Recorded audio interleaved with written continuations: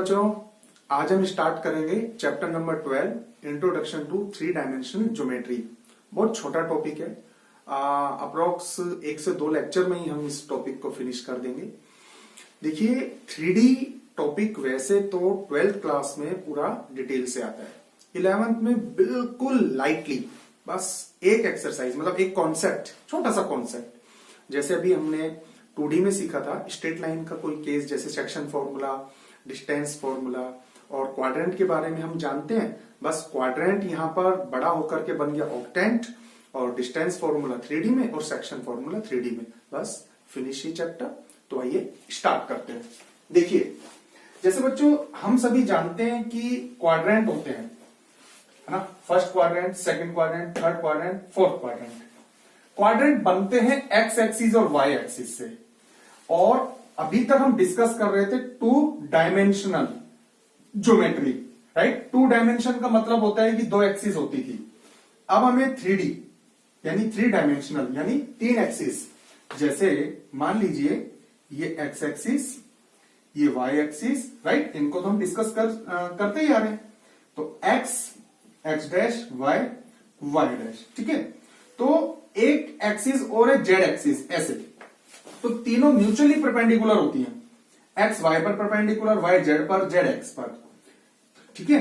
लेकिन हम इसको कैसे शो कर सकते हैं? जैसे ये पेन है, ये एक एक्सिस है, इसको बोर्ड पर हम शो नहीं कर सकते, ठीक है। और एक ऐसे ही अंदर की तरफ, है ना, इस जो ये वॉल है, दीवार है, बोर्ड के अंदर की तरफ क्रॉस करते हुए जेड डैश, जैसे एक्स इधर है तो बिल्कुल रिवर्स डायरेक्शन में एक्स डैश यानी नेगेटिव एक्स एक्सिस, वाई ऊपर है तो रिवर्स डायरेक्शन में नेगेटिव वाई एक्सिस, ठीक है। और जेड इस तरफ है तो नेगेटिव डायरेक्शन में, राइट, है ना, जस्ट रिवर्स में नेगेटिव जेड एक्सिस, राइट। लेकिन हम इसको ऐसे तो शो नहीं कर सकते, तो हम लोग नोटेशन वाइज इसको ऐसे शो करने वाले हैं। तो देखो, पॉजिटिव एक्स, पॉजिटिव वाई और पॉजिटिव जेड एक्सिस, राइट। तो जैसा कि मैंने बताया, जस्ट रिवर्स में नेगेटिव होता है, रिवर्स में नेगेटिव होता है, तो इसका ये इनवर्ड, है ना, बिल्कुल अंदर की तरफ, तो ये जेड डैश, ठीक है भाई। तो क्वाड्रेंट से ऑक्टेंट बनाए। देखो, कोशिश की गई है इसको 3D टच देने की। इसको ऐसे समझिए, जैसे ये तो हो गया ओरिजिन अपना, है ना, और ये हो गया एक्स एक्सिस, ये हो गया X dash negative X axis, ये हो गया वाई एक्सिस, ये हो गया Y dash negative Y axis, ये हो गया जेड एक्सिस। बाहर की तरफ एक प्लेन ऐसा है, जैसे मान लीजिए बोर्ड, ये पूरा बोर्ड एक्स एक्सिस और वाई एक्सिस से मिलकर के बनाया, तो एक्स वाई एक्सिस, एक ऐसे प्लेन बाहर निकाल दिया हमने इस तरीके से, है ना। जैसे मैं आपको बताता हूं, तो इस तरीके से आप समझिएगा, ऐसे, ठीक है। अगर आपको थोड़ा सा समझ आए, तो ये वाला जो पॉइंट है वो ये वाला पॉइंट, ये रहा, देखो ये वाला, ठीक है। ये वाला जो पॉइंट है वो पॉइंट ये वाला है, राइट, समझ में आ गया ना। इस तरीके से शो कर रखा है, ठीक है। फिर एक ऐसे, ये वाला पॉइंट, ये वाला, फिर एक ऐसे, इसको बीच में से ऐसे क्रॉस करता हुआ। अब इसको मैं शो नहीं कर सकता था ना, तो इसको फिर मैंने इस तरीके से शो करा है, ये वाला कॉर्नर का पॉइंट, ये वाला। तो आप देखेंगे कि इसमें आपको कुछ इस तरीके से सेक्शन बने हुए नजर आएंगे। ये वाला एरिया फर्स्ट ऑक्टेंट, क्योंकि 8 बनेंगे, ये 8 सेक्शन बनेंगे, इसलिए ऑक्टेंट। 4 बन रहे थे, there are 4 section, then quadrant. तो ये फर्स्ट, जैसे यहां पे फर्स्ट क्वाड्रेंट होता था, ऐसे ये फर्स्ट ऑक्टेंट। ये सेकंड होता था तो इस तरफ सेकंड ऑक्टेंट, ठीक है। नीचे थर्ड तो थर्ड ऑक्टेंट, इसके जस्ट साइड में फोर्थ ऑक्टेंट।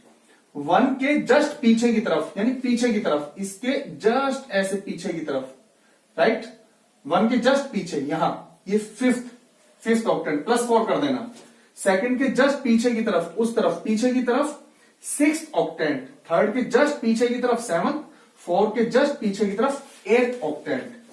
अब देखिए, जैसे कि जेड एक्सिस बाहर की तरफ पॉजिटिव होती है ना, तो फर्स्ट ऑक्टेंट में, जैसे कि फर्स्ट क्वाड्रेंट में एक्स भी पॉजिटिव, ठीक है, और वाई भी पॉजिटिव। तो फर्स्ट ऑक्टेंट में एक्स भी पॉजिटिव, वाई भी पॉजिटिव। मैं आपको क्लियर कर देता हूं, फर्स्ट ऑक्टेंट जब भी आप कंसीडर करेंगे तो पहले क्वाड्रेंट को कंसीडर कर लो आप।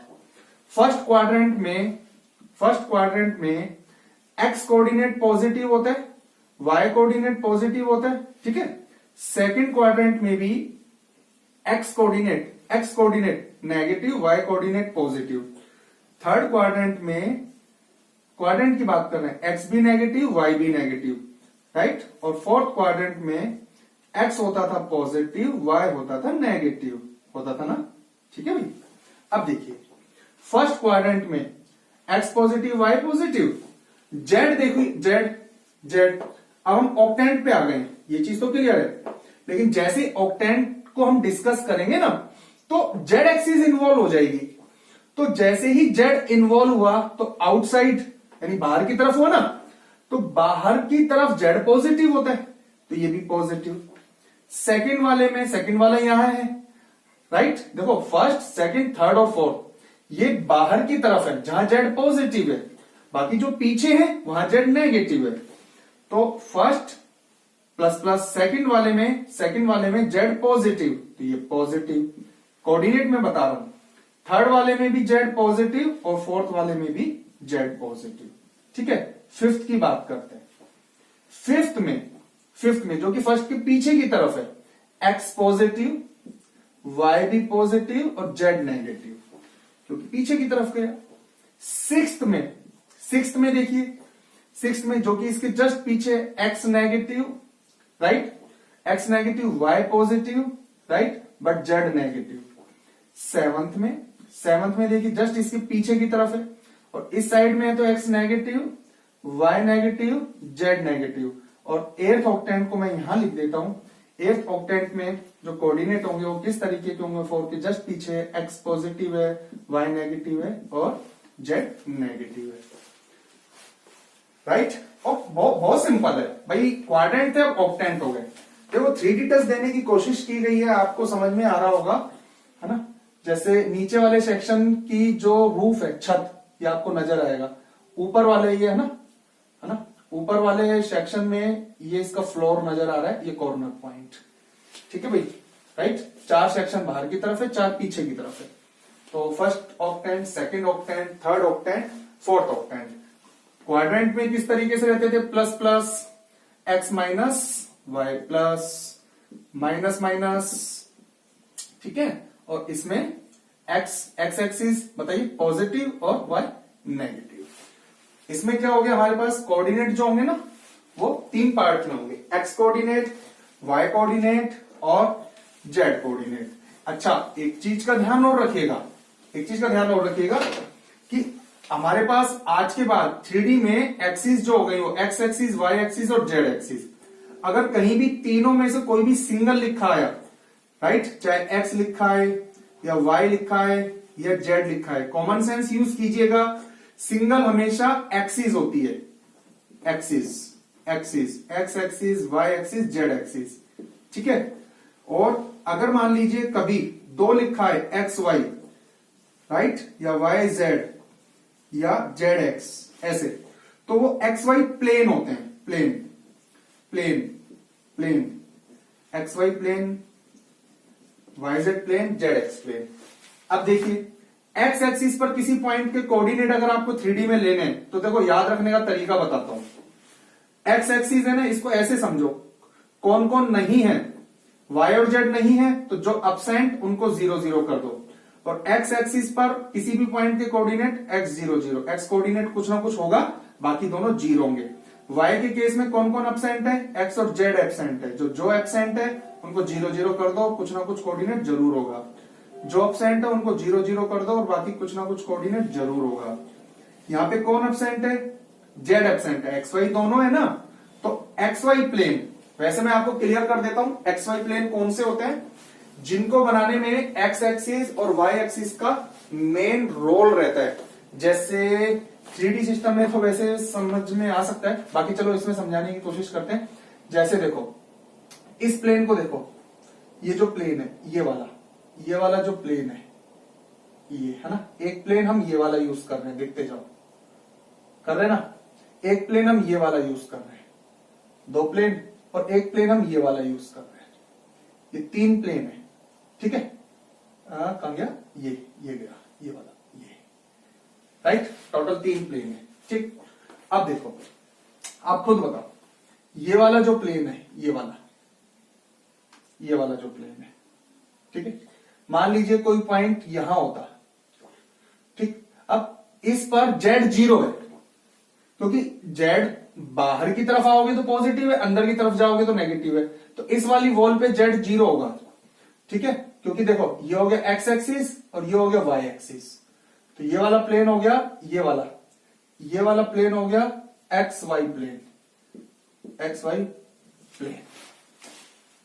ठीक है। अब देखिए, ये हो गया z एक्सिस, कैसे पता, ये देखो ना किसके पैरेलल है, ये z एक्सिस ही तो है, राइट, ये z एक्सिस है ना, तो इसके पैरेलल ये वाली साइड हो गई, ठीक है, और ये हो गया y एक्सिस, राइट, ये y एक्सिस है, ठीक है, तो ये वाला प्लेन कौन सा हो गया, yz प्लेन, और yz प्लेन पे, इस प्लेन पे कोई भी पॉइंट अगर हुआ, सोच करके देखो, क्योंकि x अगर इस तरफ हो तो ही तो कुछ कोऑर्डिनेट इंक्रीज होंगे ना, तो इस प्लेन पर x कोऑर्डिनेट 0 होगा, बाकी y और z कुछ भी हो सकते हैं, राइट।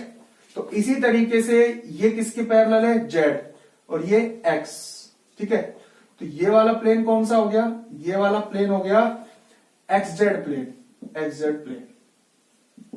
ठीक है। इसके ऊपर कोई भी पॉइंट ले लो, इस पॉइंट के कोऑर्डिनेट जब भी आप निकालोगे ना, इस वाले पॉइंट के, तो इसमें x कुछ मिलेगा, y 0 मिलेगा और z कुछ मिलेगा, इस पॉइंट के कोऑर्डिनेट अगर आप कैलकुलेट करो, क्योंकि y कोऑर्डिनेट इंक्रीज तब होता है जब अप और डिक्रीज होता है डाउन, पॉजिटिव होता है अप, नेगेटिव होता है डाउन, लेकिन यहां तो 0 है y अभी, है ना, ये y 0 है, ऊपर की तरफ नहीं है और नीचे की तरफ नहीं है।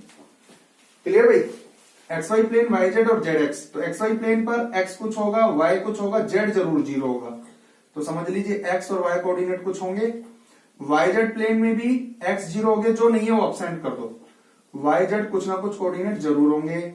zx प्लेन में x कुछ होगा, ठीक है, x कुछ होगा, y नहीं है और z कुछ होगा, बस ये प्लेन की कहानी थी।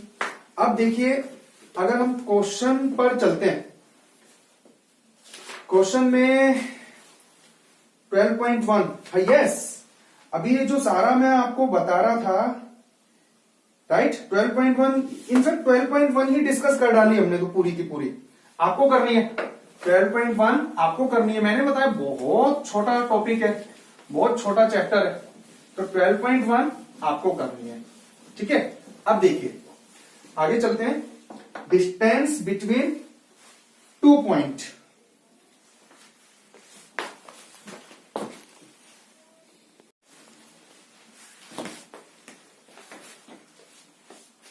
देखिए बच्चों, डिस्टेंस बिटवीन 2 पॉइंट्स बहुत सिंपल है, 3D में बस फर्क इतना है कि किसी पॉइंट के कोऑर्डिनेट में z और इन्वॉल्व हो जाएगा, z कोऑर्डिनेट इन्वॉल्व हो जाएगा, तो सेम x1 y1 z1, और second point x2 y2 z2, और वही फॉर्मूला x2 माइनस x1 का whole square plus y2 minus y1 का होल स्क्वायर प्लस एक कोऑर्डिनेट और इन्वॉल्व हो गया z2 माइनस z1 का होल स्क्वायर, ठीक है भाई। आपको याद होगा मैंने कोलिनियर की कंडीशन बताई थी एक बार आपको, कि 3 पॉइंट कोलिनियर होंगे, जैसे मान लीजिए कोई भी 3 पॉइंट है अपने पास P, Q, राइट, और R कोलिनियर होंगे, ठीक है। स्लोप से भी बताया था, लेकिन स्लोप हमेशा 2D में कैलकुलेट करते हैं, 3D में नहीं।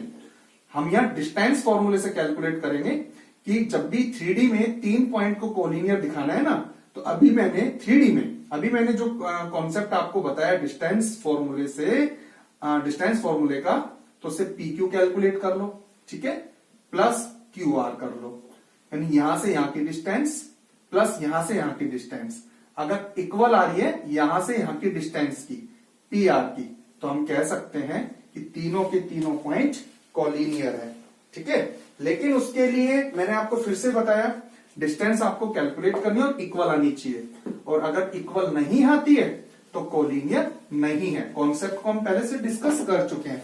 अब मैं आपको एक क्वेश्चन करा रहा हूं, question 12 exercise 12.2 question number 4, question number 4 क्या कहता है, find the equation of the set of point, find the equation of the set of points, set of points, equation of the set of points which are equidistant from the points which are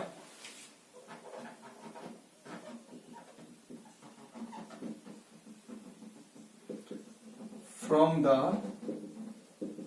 points 1 2 3 1 2 3 and 3 to minus 1 and 3 to minus 1. मैं आपको एक चीज clear कर देता हूं. कोई line है, equation है x plus Y is equal to 5. काफी सारे इसके ऊपर पॉइंट है, काफी सारे. ठीक है, ठीक है. तो इस लाइन को मैं पॉइंट्स का सेट भी कह सकता हूं. Set, chapter number 1, set, well defined collection of objects. ठीक है, तो इस लाइन को मैं पॉइंट्स का सेट भी कह सकता हूं. फ्यूचर में हम एक टॉपिक पढ़ेंगे सर्कल का.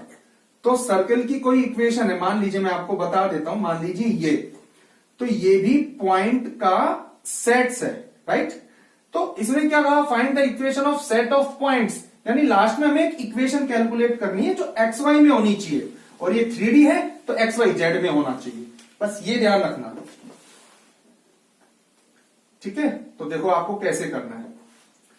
हमेशा ध्यान रखना, जब भी कभी भी हमें सेट ऑफ पॉइंट कैलकुलेट करना हो, सेट ऑफ पॉइंट, राइट, तो हमें कोई इक्वेशन कैलकुलेट करनी है और उसको स्टार्टिंग में कोई पॉइंट P कंसीडर करना है एक्स वाई जेड इन्वॉल्व करने के लिए.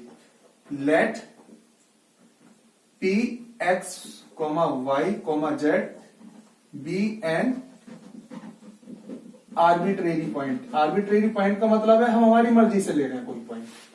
ठीक है, एंड